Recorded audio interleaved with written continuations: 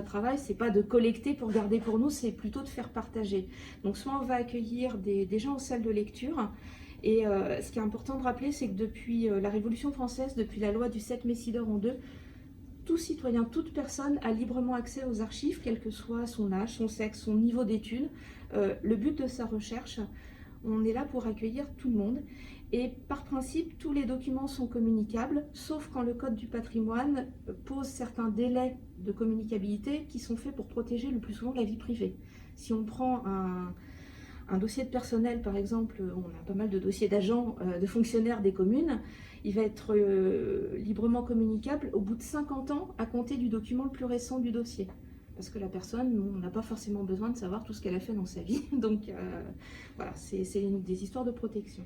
La communication, c'est aussi d'organiser des événements comme des expositions, alors, physiques quand on peut, virtuelles quand il faut s'adapter, des conférences, on a organisé des ateliers d'écriture, et puis on travaille aussi ponctuellement avec le jeune public, les scolaires ou les centres de loisirs, donc c'est vraiment très varié.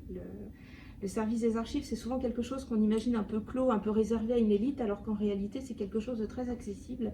Il suffit juste de pousser la porte.